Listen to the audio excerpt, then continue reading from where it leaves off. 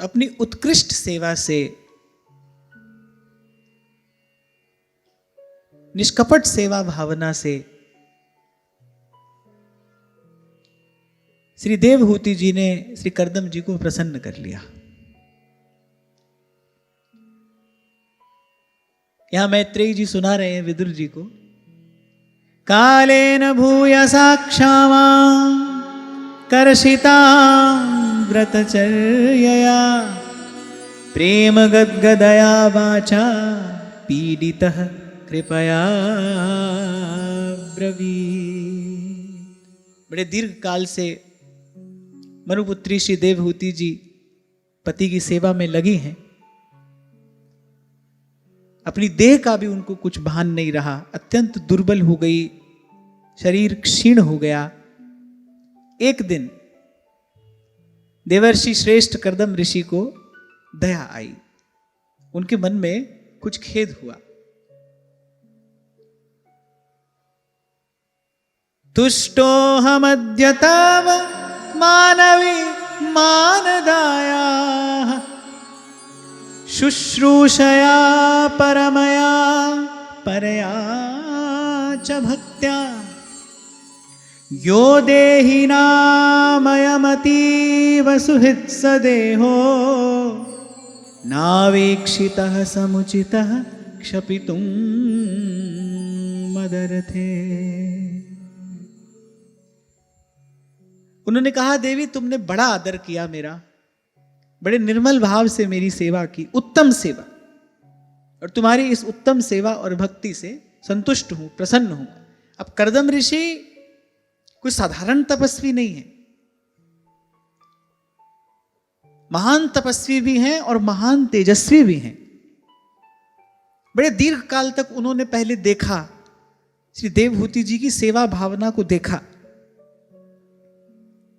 और साधु का तो ये कर्तव्य है, उत्तरदायित्व है साधुता के प्रति। देखो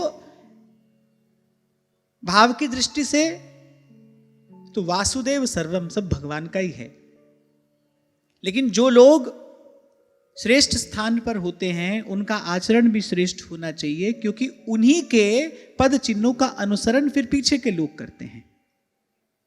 तो साधु का साधुता के प्रति ये उत्तरदायित्व है कि ऐसे कुछ भी ग्रहण ना कर लिया जाए, कुछ भी स्वीकार ना कर लिया जाए। साधु लोग बहुत विचार करते हैं, भाई किसकी वस्तु ग्रहण करें किसकी न करें, कौन सी वस्तु ग्रहण करने योग्य है, कौन सी वस्तु ग्रहण करने योग्य नहीं है। इसी को तो विवेक कहते हैं। तो ध्रुवदास जी विवेकी की बड़ी सुंदर परिभाषा देते हैं, कहते हैं कि अविवेकी कौन, कह रहे के तो सब गहे और के सब छाड़े, और कह रहे विवेकी कौन, क्या भली गहे और बुरी छाड़े। भली वस्तु का ग्रहण कर ले और दूसरी की उपेक्षा कर दे, निंदा नहीं, खंडन नहीं। मान लो कोई वस्तु अपने काम की नहीं है, तो ये नहीं कि हम उसकी निंदा कर दें, हम उसका खंडन करने में लग जाएं। कोई बात हमको नहीं जच रही है तो उसकी निंदा करने की भी आवश्यकता नहीं है ना, उसके खंडन में भी स्वयं को डालने की आवश्यकता नहीं है, उसकी दूर से उपेक्षा कर दी जानी चाहिए, बस ये कहकर भाई ये हमारे काम की वस्तु नहीं है। इसी को विवेक की कहते हैं। कल जैसा किसी ने पूछा कि किस वस्तु को प्राप्त करने के लिए प्रयास करें, ये विवेक भजन की कृपा से आपके भीतर ही प्रकाशित होता है। जब बुद्धि में विमल विवेक का प्रकाश होता है तब समझ में आता है भाई क्या करना है क्या नहीं करना है। लेकिन साधु का तो ये पवित्र कर्तव्य है, साधुता के प्रति ये उत्तरदायित्व है कि ऐसी किसी की भी वस्तु नहीं ले सकता है साधु। वो अपने जीवन में, वो अपने व्यवहार में कुछ भी नहीं ले सकता है, उसको बहुत विचार पूर्वक ग्रहण करना चाहिए। तो कर्दम ऋषि ने पहले बहुत दीर्घ काल तक देखा देवहूति जी की सेवा भावना को कि भाई विवाह तो इनसे हमारा हो गया, संबंध तो हो गया, लेकिन कितना निकट इनके जाना है, जाना भी चाहिए कि नहीं जाना चाहिए, हमको जाना भी चाहिए कि नहीं जाना चाहिए। बड़े दीर्घ काल तक उनकी उस भाव भावना की परीक्षा ली। लेकिन जब वो उत्तीर्ण हो गई, 2 दिन से हम इसी भाव पर चर्चा कर रहे थे, प्रयास पूर्वक सब दोषों को त्यागते हुए और सेवा में जो गुण ग्रहण किए जाने चाहिए उन गुणों को ग्रहण करते हुए उत्कृष्ट सेवा की। एक और बात मैं यहाँ कहूँगा कि यहाँ जो कहा गया ना कि क्षीण हो गई, वो दुर्बल हो गई, माने संकेत मिलता है कि उनको अपना देह का भान नहीं रहा, और अपने देह के भान को भूले बिना सेवा नहीं होती। खान पान सुख चाहत अपने, तिनको प्रेम छुवत नहीं सपने। आपको अपना भी ध्यान रखना और आपको सेवा भी करनी है, दोनों काम एक साथ नहीं होंगे। कल की चर्चा के बाद विराम के क्षण में मैंने आपसे कहा था, इसीलिए महापुरुष कह रहे हैं सबते सेवक धर्म कठोरा। सेवक का धर्म सबसे कठोर क्यों है? इसीलिए कठोर है, अपने आप को भूल कर सेवा होती है। सेवा में ये देह गले तो गालिए।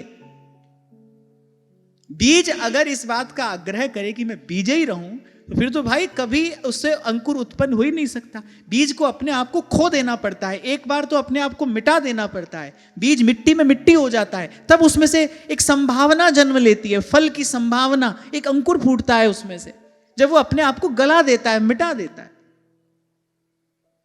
तो वहां श्री ध्रुवदास जी कह रहे हैं, खान पान सुख चाहत अपने, तिनको प्रेम छुअत नहीं सपने।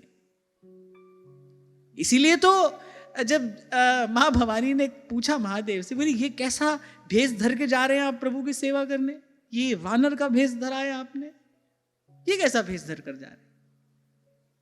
महादेव ने कहा इसीलिए जा रहे हैं ना हमको अपनी चिंता करनी पड़े, ना हमारे प्रभु को हमारी चिंता करनी पड़े।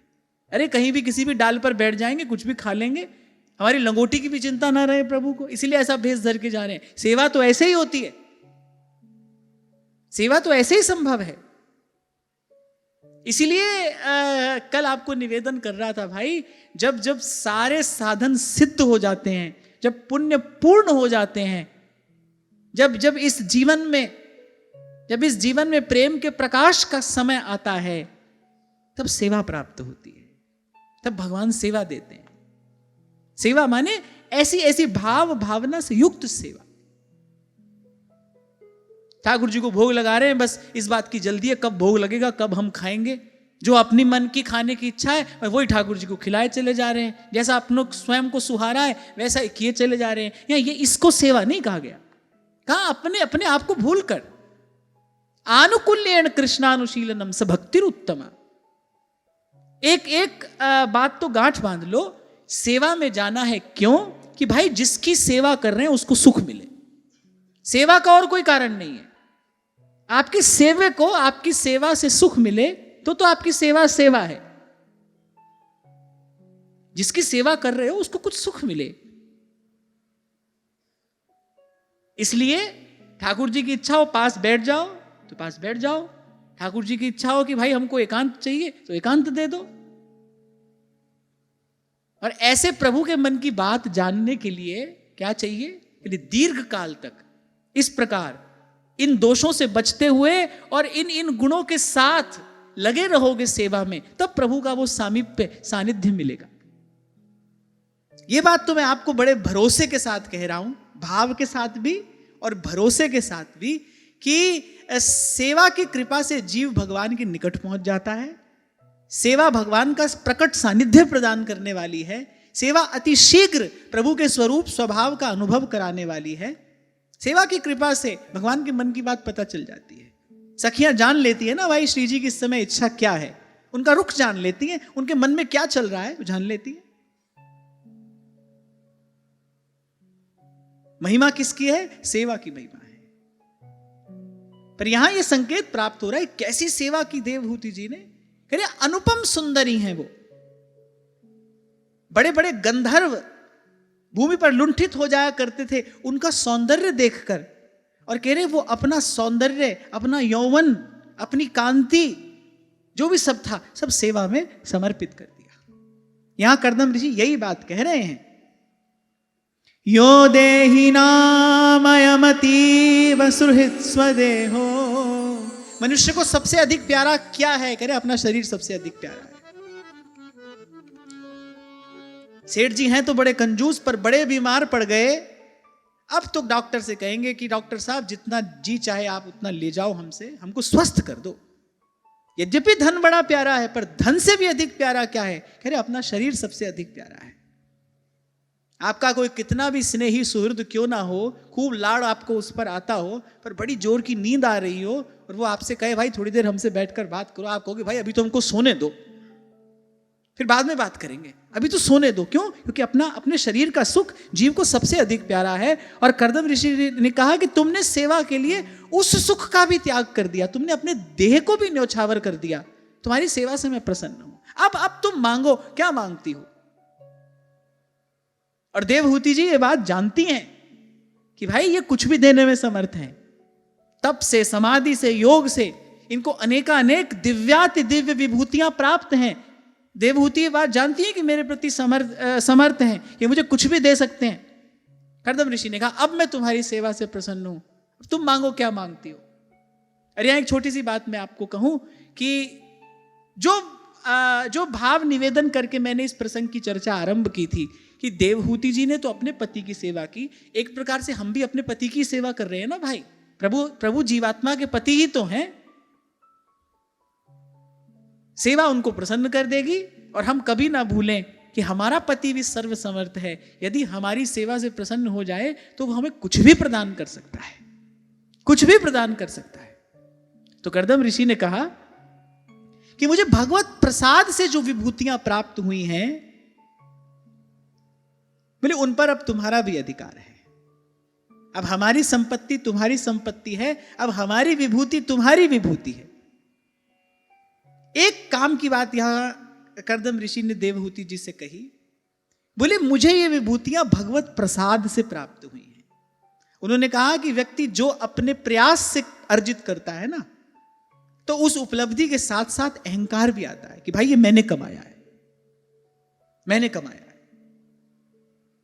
बोले लेकिन जो वस्तु भगवान के कृपा प्रसाद से मिलती है, बोले वो सच्चा सुख देने वाली होती है। क्योंकि जिस उपलब्धि के साथ अहंकार आ रहा है वो उपलब्धि आपको सुख देने वाली नहीं होगी। अहंकारी व्यक्ति कभी भीतर चैन की नींद नहीं सो सकता है भाई। वो जो भीतर कांटा गड़ा है वो उसको सोने नहीं देगा, उसको एक क्षण के लिए भी सुखी नहीं होने देगा। मैं एक उदाहरण दिया करता हूं, कितनी भी मखमली शैया हो, सुंदर बिछौना हो, लेकिन यदि शरीर के भीतर कोई गांठ है, बिछौना तो बड़ा सुंदर है, सुकोमल है, लेकिन शरीर के भीतर अगर कोई गांठ है तो बताओ चैन की नींद आ सकती है? नहीं आ सकती। ऐसे कितनी भी सुविधा, कितना भी साधन संपत्ति कुछ भी हो, लेकिन भीतर अगर कांटा लगा है अभिमान का, तो भाई उस जीव को कहां सुख मिलेगा। और अपने प्रयास से जो अर्जित किया जाता है उस उपलब्धि के साथ तो अहंकार आता ही है, अवश्य आता है। मैंने किया है भाई, ये मैंने कमाया, ये मेरे परिश्रम का फल है। अच्छा, आसपास के लोग जलती आग में घी और डालते हैं। अरे बोले देखो आपने क्या करके दिखा दिया। तभी तो श्री नागरीदास जी कहते हैं लोग बढ़ाई दे दे हाकत और चलत दुखित है गैल, भजन बिन नर छकड़ा के बैल। ध्यान रखना, जिसके जीवन में भगवत भजन नहीं होगा और उसको प्राप्त हो गई कोई संपत्ति, कोई विभूति, कोई उपलब्धि, उसका तो भाई दुख के गर्त में पतन अवश्यम भावी है। क्यों? उसको अभिमान आएगा और आसपास के जो लोग हैं वो उसकी प्रशंसा, उसकी बढ़ाई कर करके, प्रशंसा की चाबुक मार मार कर उसको चलाएंगे, वो चलेगा। और कह रहे चलत दुखित है गैल, भजन बिन नर छकड़ा के बैल। ये तो जो भजन करता है ना, वो ये जानता है, वो ये जानता है तुद आ गए अरदास हमारी, जी जंत सब तेरा। उसने ये अनुभव किया है, कहो नानक सब तेरी वड्या, कोई नाम ना जाने मेरा, कोई नाम ना जाने मेरा। मैं इस समय आपको सुना रहा हूं, लेकिन भाई इस समय यदि हृदय में उस भाव की स्फुरना ना हो, क्या सुनाऊंगा मैं आपको। बुद्धि में इन भावों का प्रकाश ना हो, क्या सुनाऊंगा मैं आपको। व्यक्ति तो बिल्कुल व्यर्थ ही ये भार अपने सर ढोता है। गुरु की कृपा से ज्ञान का अंजन लगाकर यदि देखे तो फिर सत्य तो यही है, ज्ञान त्यान किछ कर्म ना जाना, सार ना जाना तेरी, सब तो वड्डा सतगुरु नानक, जिस कल राखी मेरी, तुमरी कृपा ते तुद पिछाना, तू मेरी ओट तू है मेरा माना। सत्य तो यही है। जो हो रहा है इसके मूल में केवल भगवत कृपा का ही आलोक है, भगवत कृपा का ही प्रकाश है। तो जो भगवत प्रसाद से प्राप्त होता है वो सुख देने वाला है। अपनी खींचातानी करके कुछ ले भी आओगे, कुछ चैन नहीं है उसमें, आराम नहीं है। जैसे कबीर कहते हैं ना, सब है रसायन हम किया, नाम समान न कोई। ऐसे ही यहां तो मैं भी आपको बड़ी विनम्रता पूर्वक ये कह सकता हूं, ऐसे कभी खींच तान कर हमने भी अपने जीवन में कुछ लाने का प्रयास किया, पर भाई वो सुख देने वाला नहीं होता है, नहीं होता है। इसलिए 2 दिन पहले हम चर्चा कर रहे थे, भाई जो मिले प्रभु की कृपा से मिले, प्रसाद से मिले। हम तो प्रभु आपको चाहेंगे, हमको क्या मिले ये निर्णय आप करो। हमारे जीवन में क्या आए, क्या हमारे जीवन से क्या जाए, ये निर्णय आपके हाथ में है। अब सौंप दिया इस जीवन का सब भार तुम्हारे हाथों में है, जीत तुम्हारे हाथों में और हार तुम्हारे हाथों में। एक अद्भुत सा आनंद, एक विलक्षण सी प्रसन्नता, अत्यंत सुखद शांति ले आता है ये भाव आपके जीवन में। यदि ये भाव सध जाए तो, यदि ये कर्तृत्व का बोझ आप अपने माथे से उतार सकें तो आपको दुखी करने वाला कोई नहीं है, कोई भी नहीं। और फिर देखा जाए, अध्यात्म की दृष्टि से देखा जाए, परम सत्य भी यही है। इसको कहते हैं सत्य के पक्ष में जाकर खड़े हो जाना। परम सत्य भी तो यही है, मुझ में तुझ में बस भेद यही, मैं नर हूं तुम नारायण हो, मैं हूं संसार के हाथों में, संसार तुम्हारे हाथों में। देखो, मन भगवान का भी है, मन हमारा भी है, और ये मरने वाली चीज नहीं है। या तो भगवान से मिलाएगा या संसार में फजीहत कराएगा, कुछ तो करेगा, पर कहीं जाएगा नहीं। ये तो है, मन ही मिलावे राम से और मन ही करे फजीत। अब मन है तो कुछ चाहेगा भी, मन है तो भाई उसमें कोई संकल्प विकल्प भी होगा, क्योंकि मन और है क्या, संकल्प विकल्पात्मक हम मनम। मन है तो कोई चाह भी होगी। जैसे आप मन से मुक्त नहीं हो सकते, ऐसे चाह से भी मुक्त नहीं हो सकते। फिर हम चाहें क्या? हम यही चाहें प्रभु, हम तो आपको ही चाहते हैं, हम आपको ही चाहते हैं, हम आपको ही चाहेंगे, आपको ही चाहते रहेंगे। हमारे जीवन में क्या हो ये आपका निर्णय है, ये आपकी इच्छा है, ये आपकी चाह है, ये आपकी चाह है। मैं हूं संसार के हाथों में, संसार तुम्हारे हाथों में। इसलिए मैंने कहा जिसके जीवन में ये भाव सध जाए, और इस भाव के सधने का मार्ग, युक्ति, विधि, अभ्यास, 2 दिन पहले कह रहा था ना, मैं आपसे गलत का भी तो अभ्यास कर लिया ना हमने, अब वो अभ्यास गलत हो गया। आरंभ से ही किसी बालक को आप टेढ़ा पांव रखकर चलना सिखाओ, वो वैसा ही चलने लगेगा, उसका अभ्यास गलत हो गया। सब कुछ अभ्यास से हो रहा है यहां पर, आप देखो शरीर की क्रिया, मन की क्रिया, सब अभ्यास से ही तो है। जैसा अभ्यास जिसका है वो वैसा किए चला जा रहा है। तो इस भाव का अभ्यास करना है, अपने मन को कराना है। नहीं, हम कुछ नहीं चाहते, हम केवल प्रभु को चाहते हैं। हमारे जीवन में जो होगा अब वो प्रभु की चाह है, प्रभु की इच्छा है। और एक बार ऐसा करके देखो, क्या मिलेगा? नाम खुमारी नान का चढ़ी रहे दिन रात, नाम खुमारी नान का चढ़ी रहे दिन रात। मस्त रहोगे, मस्त। आज एक आपने दीक्षा निवेदन पत्र मुझे दिए ना, तो एक बच्चे ने लिखा था, मैंने वहां पीछे लिखा रहता ना दीक्षा निवेदन का कारण क्या है, तो उसने लिख रखा था, बोले हम भी आपकी तरह सेट रहना चाहते हैं।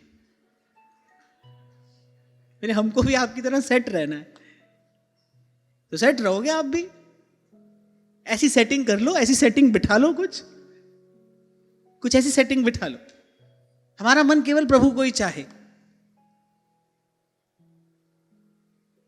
प्रभु को ही चाहे, फिर देखो क्या होता है। हमें ये आपको बार बार कहता रहूंगा, मेरी बात सुनकर मत रह जाना। मैं ऐसा तो नहीं कहता सुनने से भी कोई लाभ नहीं होगा, नहीं, सुनने से भी लाभ है, सुनने से थोड़ा लाभ है।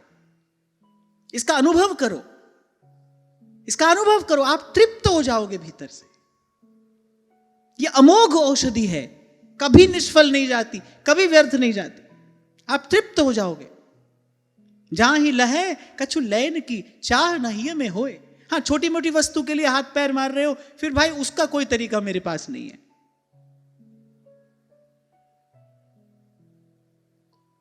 क्योंकि हमारे पास तो विशेष वस्तु है, ना उपजे ना बीण से संतन सुखदाई, कहे मलू का जान के मैं प्रीत लगा।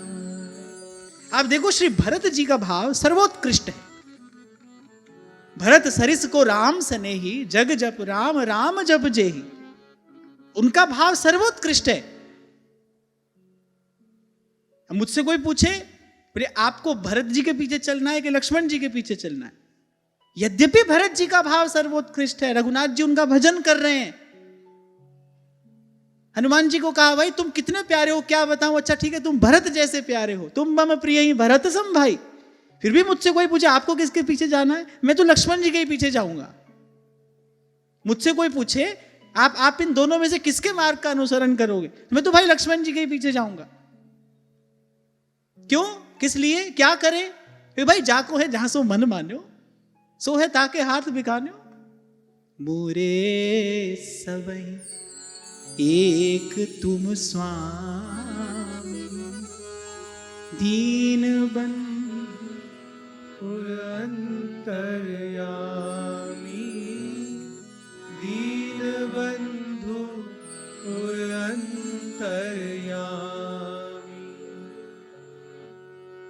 जहां लगी जगत स्नेह सगाई, प्रीति प्रतीति निगम निज गाई। मोरे सबहि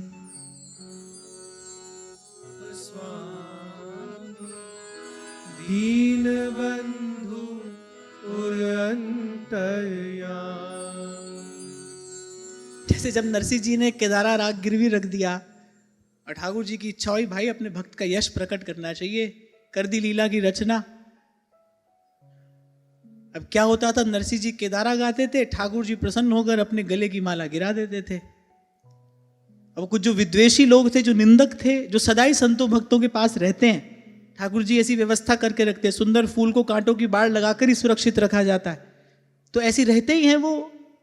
तो निंदकों ने कहा, बोले अरे सब ये एक कच्चे सूत की माला बनाकर लाता है और थोड़ी देर में वो गिर जाती है और ये अपने आप को बड़ा चमत्कारी बताता है। ये तो पाखंडी है। मेरी परीक्षा होगी, हम बट कर लाएंगे सूत, उसमें पिरोई जाएगी माला। वो जितना मजबूत धागा बना सकते थे उन्होंने बनाया, माला पहनाई प्रभु के कंठ में। अच्छा, उस दिन नरसिंह जी ने केदारा राग कहीं गिरवी रख दिया था साधु सेवा के लिए। अब भाई केदारा गाए नहीं, अब जब केदारा गाए नहीं ठाकुर जी को, उसी को सुनने से प्रसन्नता होती थी, माला गिरे नहीं। अब जो निंदक लोग थे वो तो चिल्लाए, बोले देखो हम तो पहले ही कहते थे कि बड़ा पाखंडी है, आज हम माला बनाकर लाए हैं, तब क्यों नहीं गिर रही माला। अब नरसिंह जी भगवान से कह रहे हैं, बोले यही मैंने किसी और का भजन किया होता तो जाने वो हमको क्या दे देते। और बोले कितने कृपण हो तुम कि माला अपनी छाती से लगाकर बैठे हो, यहां तुम्हारे भक्त की लज्जा जा रही है और यहां तुम ये माला अपनी छाती से चिपका कर बैठे हो, कितने कृपण हो, कितने कंजूस हो तुम। ठाकुर जी ने कहा, बोले तो जाओ किसी और का भजन कर लो। बोले यही तो नहीं कर सकते, क्या करें क्या करें। हमारा हृदय बोले बिक चुका है। सुरतनाथ ते अशुल्क दासिका। अब मारो या तारो तुम्हारी है मर्जी। बोले तुमसे लड़ेंगे झगड़ेंगे, तुमको छोड़कर नहीं जा सकते, किसी और का भजन नहीं कर सकते। नैनन पिए मूर्ति बसी, अब पर छवि कहां समाए। ताना तो मार दिया, बोले यही महादेव का भजन करते तो वो तो अपने भजन करने वालों को अपना घर भी उठाकर दे देते हैं। गृह प्रवेश का पूजन कराने ही तो आया था रावण। सुंदर लंका नगरी महादेव ने रची, पूजन कराने आया। बोले क्या चाहिए दक्षिणा, बोले यही चाहिए। बोले ले जा भाई, वही दे दिया उठाकर उसको। बोले अपना घर भी उठाकर दे देते हैं वो तो। और तुम बोले तुम्हें माला ही अपनी छाती से लगाकर बैठे हो, एक माला नहीं दी जा रही तुमसे। यहां देखो चारों ओर कैसी हमारी निंदा हो रही है। तो खूब ऐसे कहा सुनी होती रही। ठाकुर जी ने कहा भाई ठीक है कहीं और चले जाओ, जाओ। बोले ये नहीं कर सकते, यही तो नहीं कर सकते। यहां पंजाब में ऐसे देहात में ऐसे माताएं जैसे लोकगीत होते हैं ना, वो गाती है। ये दो पंक्तियां मुझे बड़ी अच्छी लगती हैं। बागां विच मोर होवे, बागां विच मोर होवे, वे तेरे पीछे क्यों रुलिए, वे तेरे पीछे क्यों रुलिए, जे तेरे जैसा कोई होर होवे। तुम्हारे जैसा कोई और होता क्यों तुम्हारे पीछे ऐसे ऐसे भटकते। क्या करे, व्यक्ति अपने मन के अधीन होता है, मन तुम्हारे अधीन है। हम अपने मन के अधीन हैं, मन तुम्हारे अधीन है, तो कोई और जा नहीं सकते। अब तो भाई जो हो जैसे हो तुम ही हो, परम स्वतंत्र, न सिर पर कोई। गोस्वामी जी कहते हैं, बोले तुम पर किसी का कोई जोर तो है नहीं, तुम परम स्वतंत्र हो और तुम्हारे सिर पर भी कोई नहीं है, तुम्हें किसी का भय तो है नहीं। कह रहे परम स्वतंत्र, न सिर पर कोई। कब पाप को पुण्य कह दो, कब पुण्य को पाप कह दो, भले को बुरा कह दो, बुरे को भला कह दो।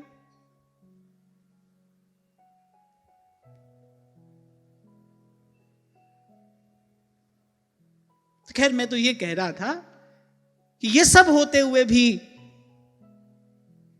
हमसे कोई पूछे आप किसके पीछे जाओगे, तो हम तो लक्ष्मण जी के पीछे जाएंगे भाई, जानते हुए कि भरत जी की भावना उत्कृष्ट है, सुंदर है,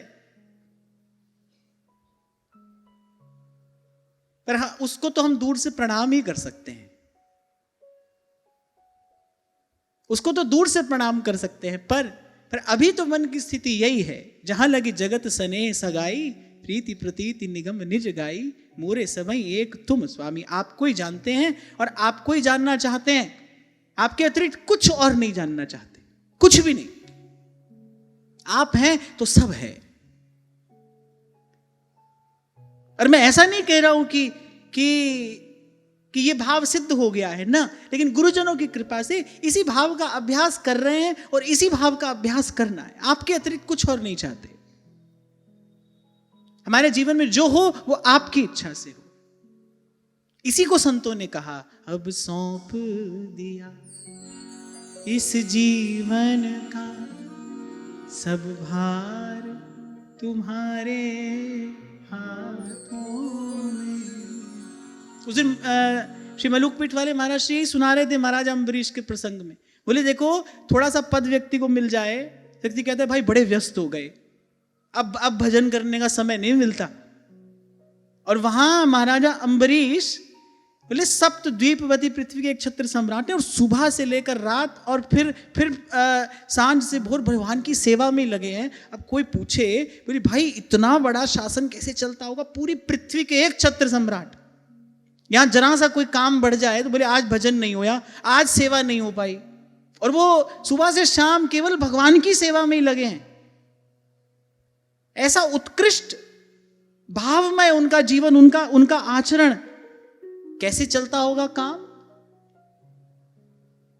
तो संत सुनाते हैं भाई, भगवत जो प्रभु सो लगे तज नश्वर संसार, सब लज्जा भगवान को क्यों बिगड़े व्यवहार। भगवान ने लगा दिया सुदर्शन चक्र को महाराजा अम्बरीश की सेवा में। बोले ये तो लगे हैं दिन रात हम ही में, इनका मन तो हमारी सेवा से इधर उधर जाता नहीं, भाई इनका काम कौन देखेगा, तो आप जाइए, आप संभालिए। तो एक प्रकार से महाराजा अम्बरीश का शासन किसने संभाला, भगवान ने ही तो संभाला। सुदर्शन चक्र भगवान के पार्षद ही तो हैं, भगवत स्वरूप ही तो हैं। ये तो सच्चा सौदा है भाई। आप अपने आप को दोगे, भगवान अपने आप को दे देंगे। आप आधे अधूरे से रहोगे भगवान के पास, तो वो भी अपनी भगवत्ता में है, तुमको जो चाहिए सो दे देंगे। और मुझे लगता है कि यही तो भक्ति भाव है। मोरे सबहि एक तुम स्वामी, दीन बंधु उर अंतर्यामी, दीन बंधु उर अंतर्यामी।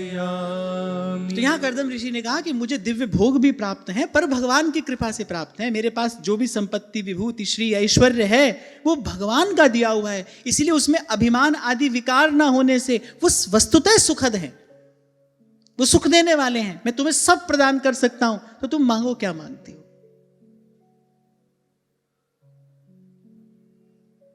तब देवहूति ने कहा, राद्धं बत द्विज वृषयी तदमोघ योग, मायाधिपे त्वयि विभो तदवैमि भरतः, यस्तेभ्यधायि समयः सकृदंग संगो, भूयाद्गरीयसि गुणः प्रसवः सतीनाम्। देवहूति ने कहा, मैं ये जानती हूं कि कभी निष्फल ना होने वाली योग शक्ति और त्रिगुणात्मिका माया पर अधिकार रखने वाले आपको ये सब ऐश्वर्य प्राप्त है। ये करदम ऋषि कैसे हैं, बोले मायाबद्ध नहीं है वो, अरे माया पर उनका अधिकार है, ये ईश्वरीय शक्ति है। माया पर तो केवल भगवान का ही अधिकार है ना, ईश्वरीय शक्ति है। एक बात आपको बताएं कि ये शक्ति भगवान के भक्तों को भी प्राप्त होती है। तभी भगवत रसिक देव कहते हैं, माया को सब जग भजे, माधो भजे न को, जो कदापि माधो भजे माया चेरी। भगवान के भक्त को भी ये ईश्वरीय शक्ति प्राप्त है। इसीलिए कहा तस्मिन् तज्जने भेदा भवात्, भगवान में और भगवान के भक्त में भेद नहीं होता। भगवान का भी माया पर नियंत्रण है, भक्त का भी है। अरे तभी तो संत कर देता है माया से मुक्त। आप मुक्त है तभी तो मुक्त करता है, उसके आप ही हाथ बंधे हो तुमको कैसे छुड़ाएगा।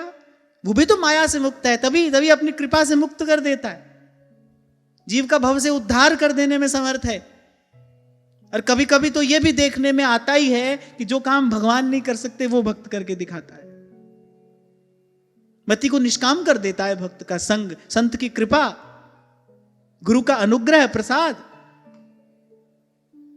तो देवहूति ने कहा, मैं जानती हूं कि इस त्रिगुणात्मिका माया पर आपका अधिकार है, आपको सब ऐश्वर्य प्राप्त है, यहां एक बात और मुझे कहनी है, आप देखिए करदम जी की शक्ति क्या है, उनकी सामर्थ्य क्या है, पर फिर भी विवाह से पहले ही कह दिया भाई कुछ काल तक रहूंगा, उसके बाद भजन तो भगवान का ही करूंगा।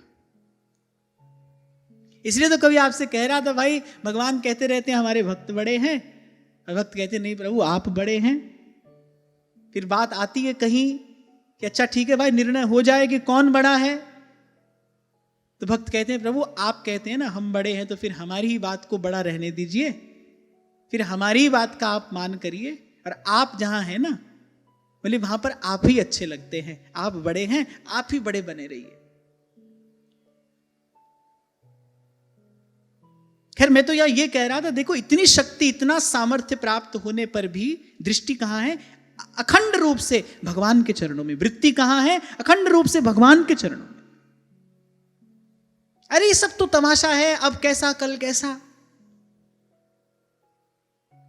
प्राप्त हो तो फिर ऐसी वस्तु प्राप्त हो, ना उपजे ना बीन से संतन सुखदाई, कहे मलूका जान के मैं प्रीत लगा। पर भाई रजोगुण में बंधा और व्यवहार में पड़ा व्यक्ति इस बात का मर्म नहीं समझता। इस बात का मर्म समझने के लिए दीर्घ काल का सत्संग चाहिए। तबई होई सब संशय भंगा, जब बहुकाल करिए सत्संगा। जब दीर्घ काल तक सत्संग होता है, जब अंतःकरण की वृत्ति शुद्ध होती है, निर्मल होती है, पवित्र होती है, तब इस बात का मर्म समझ में आता है, तब मानव जीवन का मोल समझ में आता है। अरे क्या वस्तु पाई जा सकती थी, संतन सुखदाई, उसको प्राप्त किया जा सकता था, और प्राप्त करने योग्य भी वही है, उसी के लिए प्रयास किया जाना चाहिए। अगर कोई पूछे कि प्रयास किसके लिए करें, प्रयास प्रभु को ही प्राप्त करने के लिए करना चाहिए, बाकी तो सब प्रारब्ध से स्वयं प्राप्त है। अब तुम कहो कि हाथ पर हाथ धरे बैठे रहें, सब प्राप्त हो जाएगा। संतों ने यदि ऐसा बैठने के लिए कहा है तो पहले कहा है व्यास भरोसे कुंवरी, कि भगवान के भरोसे। अच्छा वैसे भी मैं देखता हूं कोई हाथ पर हाथ धरे भी बैठा हो। अब एक बार व्यक्ति बैठा था हाथ पर हाथ धरे ऐसे ही, सर्दी के दिन थे, धूप सेंक रहा था, अब मूंड पर आकर पत्थर गिरा। अब कुछ करना थोड़ी पड़ा, हाथ पर हाथ धरे बैठा था, गिर गया, कुछ करना नहीं पड़ा। पत्थर को नौता तो दिया नहीं था, प्रारब्ध में था, आ पड़ा सिर पे। और आप देखो, आप विचारो, ऐसी कभी कभी जीवन में सुख भी ऐसे ही आ जाता है, आपको तो उसकी आशा भी नहीं होती। तो बड़ा अच्छा प्रश्न है भाई, यदि ये जीवनी शक्ति लगाएं तो कहां लगाएं, प्रयास करें तो किसके लिए करें, कुछ किए बिना भी नहीं रह सकते, इसके लिए प्रयास किया जाना चाहिए। पर फिर भी मैं कह रहा हूं भाई, रजोगुण में बंधा व्यक्ति तमोगुण के अधीन वृत्ति है, और दिन रात व्यवहार है, और व्यवहारी जनों का ही संग है। इस बात का मर्म समझ में आना कठिन है। इस बात का मर्म मात्र समझने के लिए दीर्घ काल का सत्संग चाहिए। यथा यथात्मा परिमृज्यते सौ मत पुण्य गाथा श्रवणाभिधानैः तथा तथा पश्यति तत्व सूक्ष्मम। ये तो एक साधक की भांति आपसे कह रहा हूं, वही एक शब्द जो बरसों पहले भी पढ़ते थे, वही एक शब्द आज भी पढ़ते हैं। वही एक श्लोक जो बरसों पहले भी पढ़ते थे, वही एक श्लोक आज भी पढ़ते हैं। बरसों पहले पढ़ते थे, कुछ नहीं होता था, आज वही श्लोक पढ़ते हैं तो भीतर कुछ हलचल होती है। वही श्लोक है, वही मैं हूं, वही श्लोक है, पर आज वो शब्द कुछ और कहता है, कल कुछ नहीं कहता था। कारण अपने मन की वृत्ति ऐसी थी भाई। जब दीर्घ काल तक ये चेतना सत्संग से शुद्ध हो जाती है, सुसंस्कृत हो जाती है, तब इन शब्दों का मूल्य समझ में आता है। तभी मैंने कहा भाई तो तमाशा है, जगत सब सपना।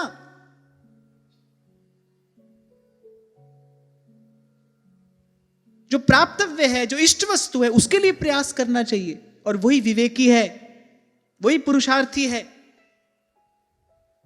किसको परिश्रम कहोगे भाई? बोझ ढोने वाला सुबह से शाम तक कितना अथक परिश्रम करता है, क्या मिलता है उसको? उसके जीवन में तो निरंतर अभाव ही अभाव है। परिश्रम कहां किसको जाएगा? एक व्यक्ति कह रहा है कि भाई मैं बुद्धि से बड़ा परिश्रम कर रहा हूं, मैं बुद्धि से दिन रात परिश्रम कर रहा हूं, और दिन रात बुद्धि घिसाने के कारण हुआ क्या? रात को नींद नहीं आती।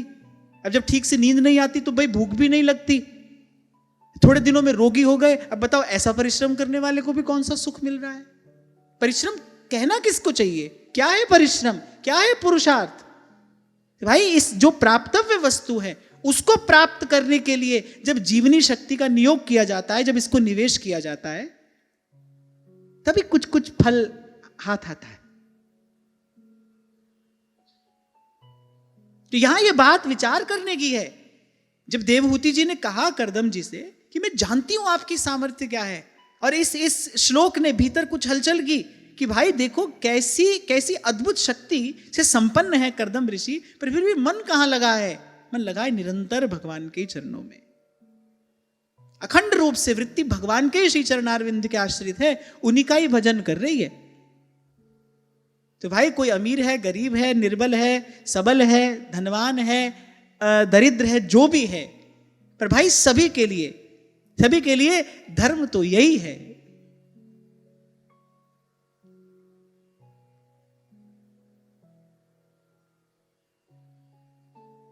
कि हरि पद भज न विलंब कर, जी नाम निमंगल लोक तिहूं, सो हरि पद भज न विलंब कर। देर नहीं करिए। कल इस बात पर हमने थोड़ी चर्चा की। भजन करिए और देर मत करिए, न विलंब कर। श्रीमद् भागवत कहती हैं तीव्रेण भक्ति योगे न यजेत पुरुषम परम। तीव्र भक्ति योग से, जैसे ये शब्द कान में पड़ा, आप कुछ और नहीं सोचना, लग जाना। पर क्या लग जाओगे? क्या लग पाओगे? नहीं। फिर गाना पड़ेगा ये मन बड़ा चंचल है, कैसे इसे समझाऊं, फिर कहना पड़ेगा। इसीलिए कहा जाता है तब ही हो ही सब संशय भंगा, जब बहुकाल करिए सत्संगा, जब बहुकाल करिए सत्संगा। तो देवहूति ने कहा कि स्वामी मैं आपका सामर्थ्य जानती हूं, पर विवाह के समय आपने जो प्रतिज्ञा की थी कि मैं केवल संतान प्राप्ति होने तक ही संग में रहूंगा, उसकी अब पूर्ति होनी चाहिए। मैं आपसे केवल यही चाहती हूं। और इतना सा भाव निवेदन करके मानो उन्होंने सब कुछ कह दिया। अब वो योग बल से उनको समस्त ऐश्वर्य प्राप्त है, समस्त शक्तियां उनके अधीन हैं, और समस्त शक्तियों में ये जो कहा कि त्रिगुणात्मिका माया पर जो आपका अधिकार है, तो ईश्वरीय शक्ति है। योग बल से जो सिद्धियां आदि करदम ऋषि को प्राप्त हैं, उससे यह पता चलता है कि वो बड़े श्रेष्ठ योगी हैं, तपस्वी हैं, तेजस्वी हैं। और जो माया पर अधिकार है, ये पता चलता है कि भाई वो भगवान के परम भक्त भी हैं, क्योंकि ये शक्ति, ये सामर्थ्य केवल भगवान के भक्तों में है। एक भगवान के भक्त हैं भाई, जिनको भगवान की माया नहीं लुभा पाती। बड़े बड़े राजा महाराजा हतप्रभ हो जाया करते थे बादशाह अकबर के दरबार का वैभव देखकर, और वहां जब कुंभन दास पहुंचे, करिए दृष्टि उठाकर भी नहीं देखा, कनखी से भी नहीं देखा, और अंत में यही कहकर लौटे, कुंभन दास लाल गिरिधर बिन,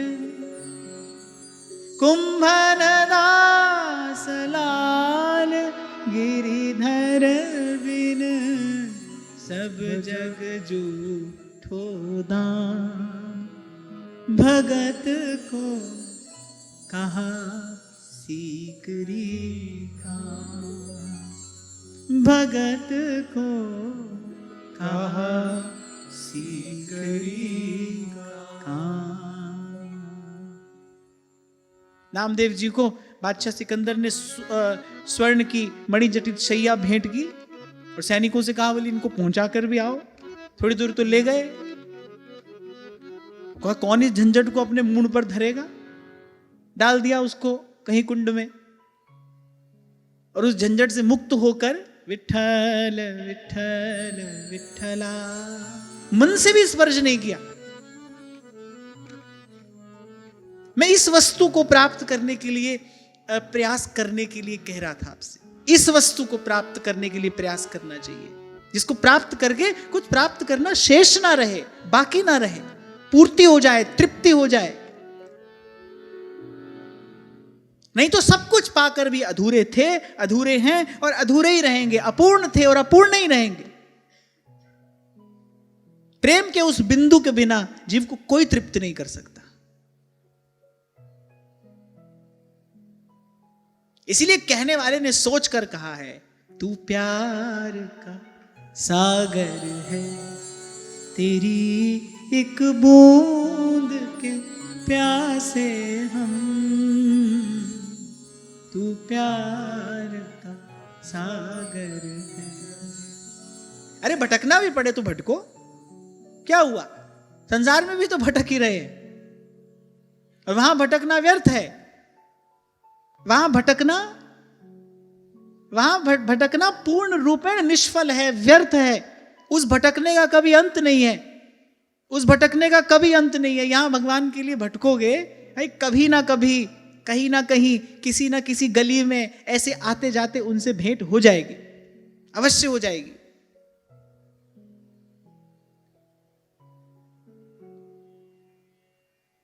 तो कहा कि पति के द्वारा संतान प्राप्त होना पतिव्रता स्त्री के लिए यही महान लाभ है।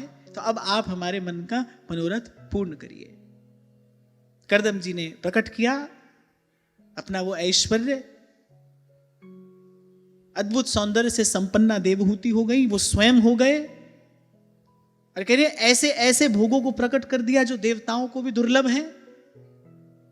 ऐसे ऐसे भोग उन्होंने प्रकट कर दिए जो देवताओं को भी दुर्लभ हैं। देव गंधर्व जिनकी ओर दृष्टिपात करके लालायित हो रहे हैं, ऐसा ऐसा सुखोपभोग का साधन अपने सामर्थ्य से उन्होंने प्रकट कर दिया। और कहने बहुत दीर्घ काल बीत गया सुख भोगते भोगते। सुख का समय ऐसे ही चला जाता है, तो बड़ा दीर्घ काल बीत गया, पता नहीं चला, पता नहीं चला।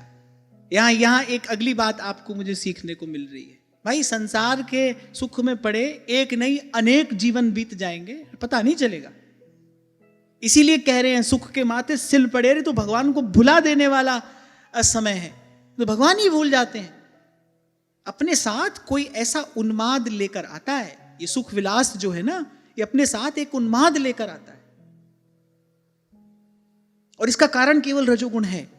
कल मैं महाराज श्री से यही चर्चा कर रहा था, अपने ही जीवन से ये देखने को सीखने को मिल रहा है। इस सब का कारण क्या है? रजोगुण ही है। जैसे जैसे सत्संग की कृपा से सत्वगुण की वृद्धि होती है, तब समझ में आता है भाई वस्तुतः जिसको आज तक सुख समझकर चिपके हुए थे, वही भगवान से दूर करने वाला है। प्रभु से दूर ले जाने वाला वही है। जिसको आज तक सुख समझकर मन से चिपके हुए थे, बार बार उसी की चाह थी, उसी की इच्छा थी, प्रत्यक्ष अप्रत्यक्ष उसी को ही चाहते थे, प्रभु से दूर करने वाला वही था। सच्चे सुख में सबसे बड़ी बाधा ही वही था।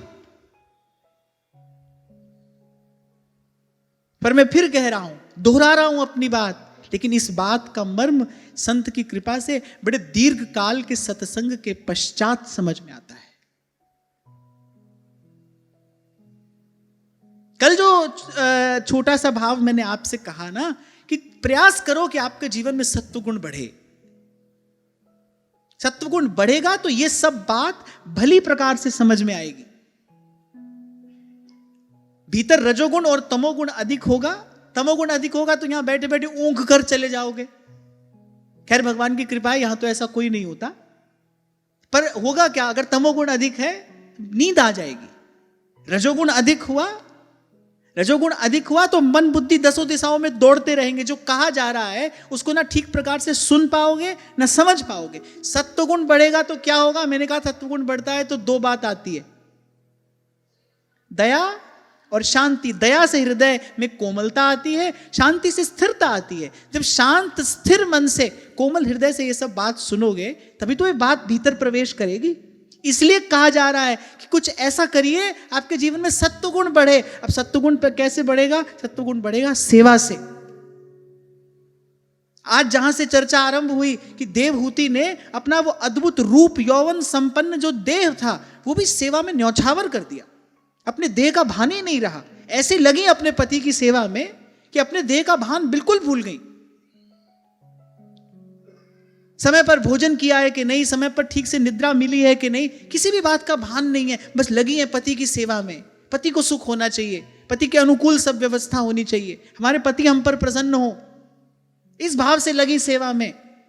मिलेगा क्या? भगवान खेलेंगे गोद में।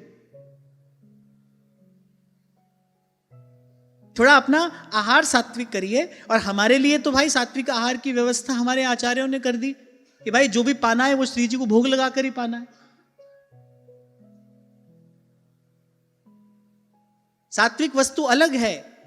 सात्विक वस्तु को अमनिया में निवेदन किया जाता है। भगवान को भोग लगने के बाद वो सात्विक नहीं रहती, फिर तो वो भगवत स्वरूप हो जाती, वो दिव्य हो जाती है। तो हमारे लिए तो बड़ी सुंदर व्यवस्था है भाई, हमको तो प्रसाद ही पाना है। सात्विक वस्तु श्री जी को निवेदन करेंगे और फिर जो प्रसाद मिलेगा सो पाएंगे। और ये बात तो गीता में भी कही भगवान ने कि जिसका रजोगुण शांत हो गया है, बल देकर कहा है भगवान, जिसका रजोगुण शांत हो गया है, ये मन की उछल कूद जिसकी कम हो गई है। या आप देखते हो ना, ये मन कहां कहां छलांग मारता है, उसका कारण क्या है? ये मूल में रजोगुण ही है। इसकी निवृत्ति होनी चाहिए, इसको धो मांझ कर इससे मुक्त होना पड़ेगा। उसके लिए कथा कीर्तन है, संत गुरुजनों की सेवा है, भगवान की सेवा है। ये सब साधन जो है इसीलिए है। कहा है भगवान ने, सत्वम ही में हृदयम यत्र धर्मः, यही मेरा हृदय है, सत्व गुण जो है।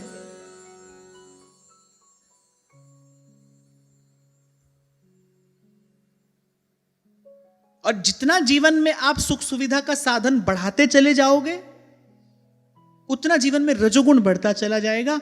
शरीर भले आपका आराम से किसी सुंदर सोफे पर बैठा हो, पर आप देखना मन की दौड़ बढ़ जाएगी। आप इसका अनुभव कर लो। अगर आप हमारी बात नहीं माननी है तो आप अनुभव कर लो। वैसे तो कोई भुक्त भोगी अपनी दशा आपसे बता रहा हो तो उसकी बात सुनकर ही मान लेना चाहिए। तो आप यही समझो, एक भुक्त भोगी आपसे कह रहा है, वो दोनों स्थितियों का अनुभव थोड़ा थोड़ा भगवान ने कराया। वो सब जब सामान जुटा लोगे आप, तो आपको लगेगा कि भाई ठीक है, शरीर को तो आराम मिल गया, लेकिन मन की दौड़ बढ़ जाएगी। भजन तो मन से करना है ना भाई, भगवान में तो मन को लगाना है ना, अंतिम लक्ष्य तो यही है। इसीलिए संतों ने बड़ा सुंदर मार्ग दिया, बड़ी सुंदर व्यवस्था की। बोले पहले अपनी आवश्यकता कम करिए और फिर आवश्यकता से भी कम लेकर और बांट कर पाइए। इससे क्या होगा? इससे जीवन में सत्वगुण की अभिवृद्धि होगी, ये भाव स्थिर हो जाएगा, तब भगवान की भक्ति होती है। नहीं तो श्री नेही नागरीदास जी नहीं कहते, ये मन मार जीवाइए जीवत न आवे काज। अरे ये मन मार जीवाइए, जियत न आवे काज। मार्ग रसिक नरेश के चलनो है तिही साज। अरे जो सुख भोग देवताओं को दुर्लभ हैं, वो कर्दम ऋषि ने समुपलब्ध करा दिए देवहूति जी को, उनकी सेवा से प्रसन्न होकर। पर आप अब देखिए कथा जा किस ओर रही है। पहले तो वो इतना दीर्घ काल उन विषय भोगों का भोग करते करते बीत गया, पता ही नहीं चला। और जब कहा ना पता ही नहीं चला, माने कहीं ना कहीं भगवत स्मृति में बाधा हुई, भगवत स्मरण में बाधा उत्पन्न हुई। तभी तो माता कुंती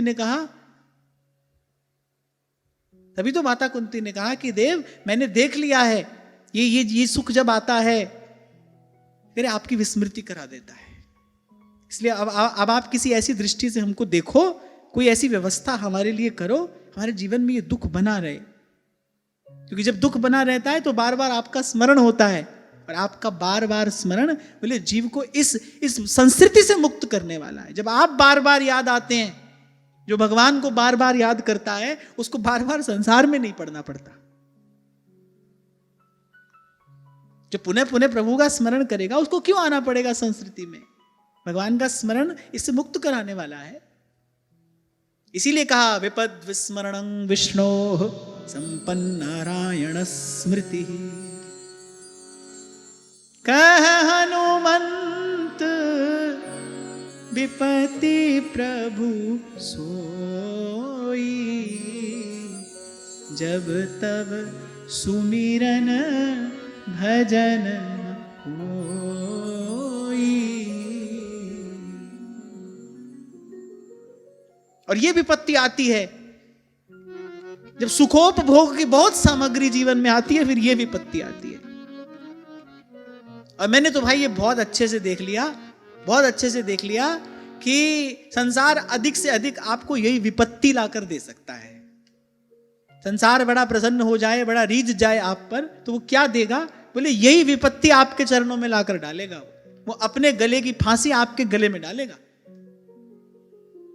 पंडित जी कह दे तुम पर शनि भारी है, और वो व्यक्ति लेकर स्टील का कमंडल, काला छाता और डोलता है यहां वहां, इसको देता है, उसको देता है। क्या दे रहा है? सेवा कर रहा है, कोई अच्छी चीज दे रहा है।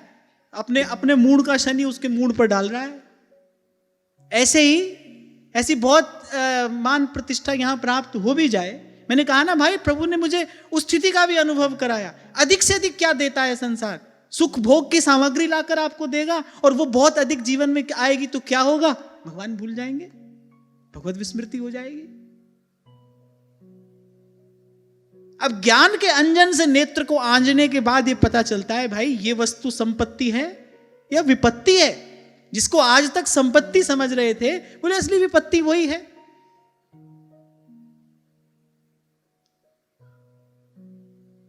इतना हो साईं, इतना दीजिए जामे कुटुंब समाए, मैं भी भूखा ना रहूं, साधु न भूखा।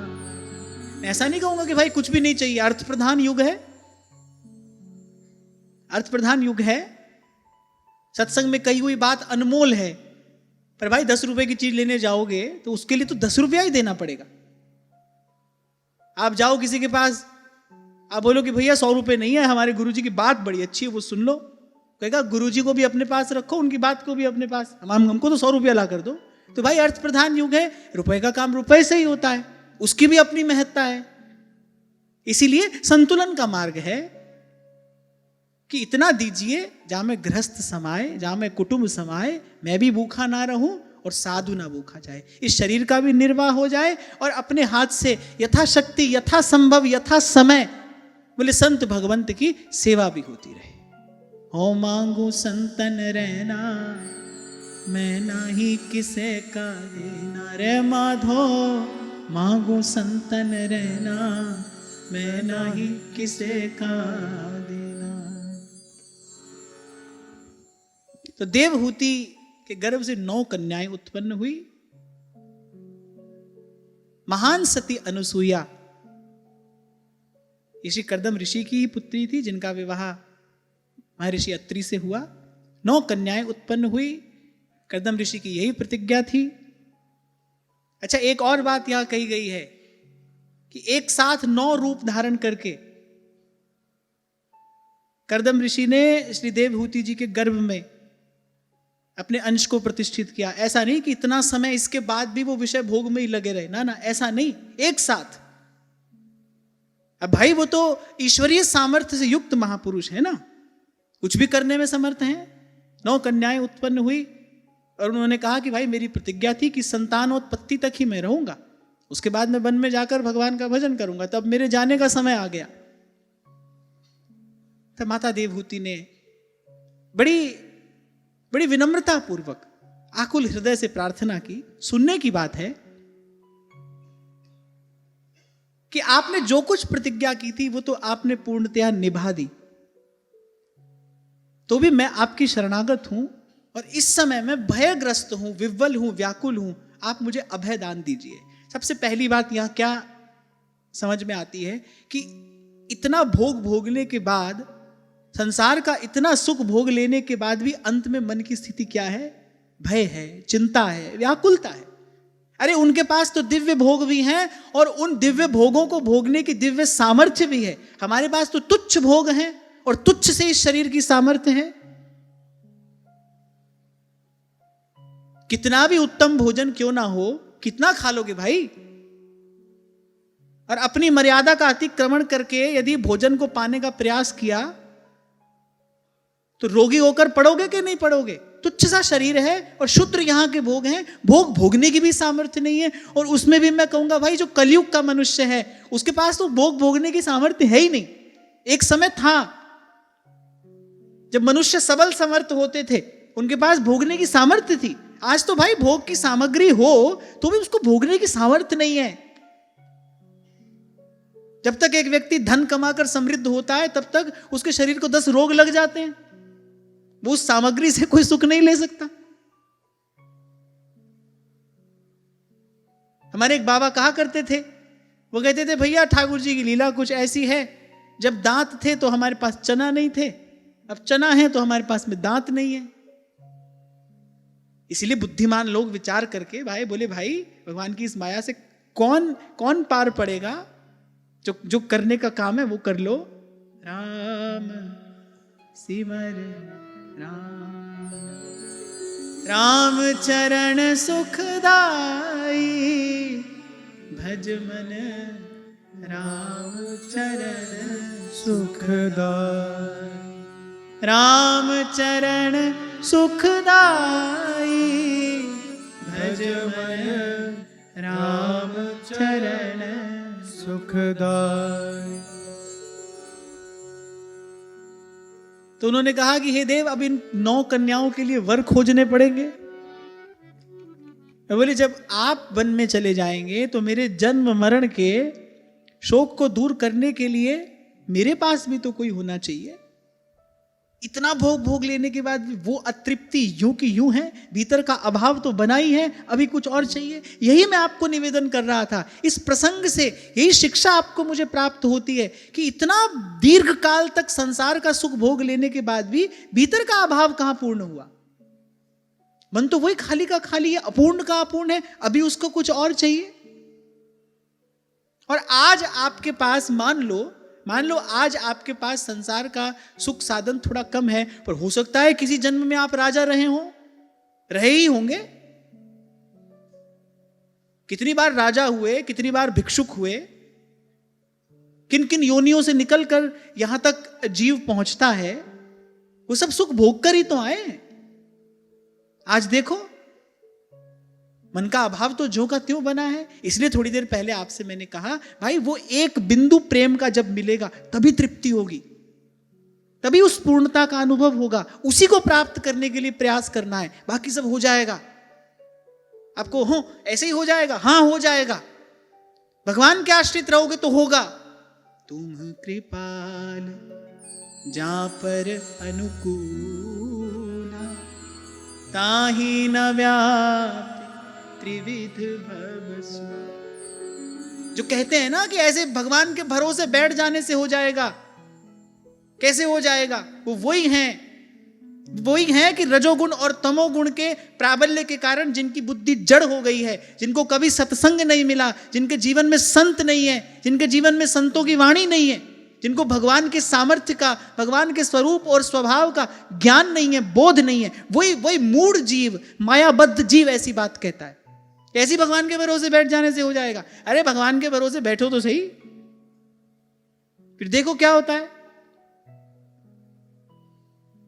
पर यहां ये एक बात कहकर संतों ने बहुत कुछ कह दिया। भगवान के भरोसे ऐसी हो जाता है, भगवान का भरोसा ऐसी प्राप्त हो जाता है, भगवान का भरोसा।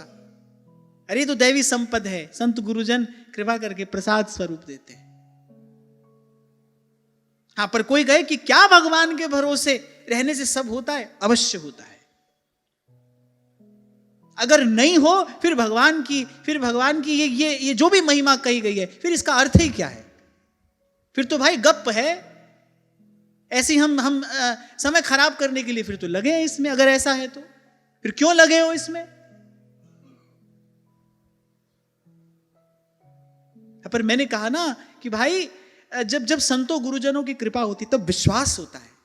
तभी मैंने कहा कि सत्वगुण बढ़ेगा तब इन बातों का मर्म समझ में आएगा। इन शब्दों में जो प्रकाश है वो आपकी चेतना को आलोकित करेगा, प्रकाशित करेगा। संत भरोसा दिलाता है आपको।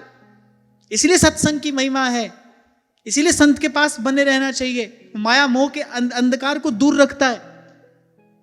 वंदो गुरुपद कंज कृपा सिंधु नर रूप हरि, महामोह तम पुंज, जासु बचन रवि करहि विकर। आगे कहती हैं, सुनने की बात है, एतावतालं कालेन व्यतिक्रांतेन मे प्रभो, इंद्रियार्थ प्रसंगेन परित्यक्त परात्मनः। ये देवहूति ये बात कह रही है कर्दम ऋषि से, परमात्मा से विमुख रहकर मेरा जो समय इंद्रिय सुख भोगने में बीता है, बोले प्रभु वो तो निरर्थक चला गया, तो व्यर्थ चला गया। इस बात का दुख है, इस बात की मन में पीड़ा है कि भगवान से विमुख होकर संसार का सुख भोगा। भगवान के सन्मुख होकर संसार का सुख नहीं भोगा जा सकता। पूछो क्यों? चलो मैं पूछता हूं क्यों भगवान के सन्मुख संसार का सुख नहीं भोगा जा सकता? क्यों? क्योंकि प्रभु के सन्मुख होते ही आत्मा तृप्त हो जाती, वो भोग भोगने की इच्छा ही नहीं है, तो भोगेगा कैसे? किसी भी क्रिया में जो प्रवृत्ति होती है सुख प्राप्त करने की इच्छा से होती है। आप किसी भी छोटे से छोटे बड़े से बड़े कार्य में प्रवृत्त होते हैं, मूल में उसके परिणाम स्वरूप सुख प्राप्त करने की इच्छा है। और जैसे ही जीव प्रभु के सन्मुख होता है, यं लब्धवा पुमांग अमृतो भवति, सिद्धो भवति, तृप्तो भवति। नारद जी कह रहे यज्ञात्वा मत्तो भवति, स्तब्धो भवति, आत्मा रामो भवति। फिर कहा यत् प्राप्य, जिसको प्राप्त करके न किंचित वांछति, न शोचति, न द्वेष्टि, न रमते, नोत्साही भवति। कुछ रहता ही नहीं। जी करे कोल बैठी रहा, बैठे बैठे मैं तकदी रहा। और कुछ रहता ही नहीं उसके बाद। फिर जैसा भगवान को जचता है वैसा भगवान नाचना चाहते हैं। फिर उसके बाद तो भक्त भगवान के हाथ का खिलौना है। जब विषय भोग की इच्छा ही नहीं है तो उस भोग में प्रवृत्ति कैसे होगी? कितना भी बढ़िया भोजन थाल में सजाकर आपके सामने रख दो, भाई भूख नहीं है तो क्यों खाओगे आप? भोजन की ओर देखने की भी इच्छा नहीं होगी, खाना तो दूर की बात है। ऐसे ही जब भगवान की कृपा से भगवान के स्वरूप का कुछ अनुभव होता है, जब भीतर से ही तृप्ति हो जाती है, रखा रहे आपके सामने सब कुछ, आपको इच्छा ही नहीं है। इसीलिए कहा कि जो भोग मैंने भोगा ना, तो परमात्मा से विमुख होकर भोगा है। संसार का सुख चाहते हो, भगवान से विमुख होकर चाहते हो।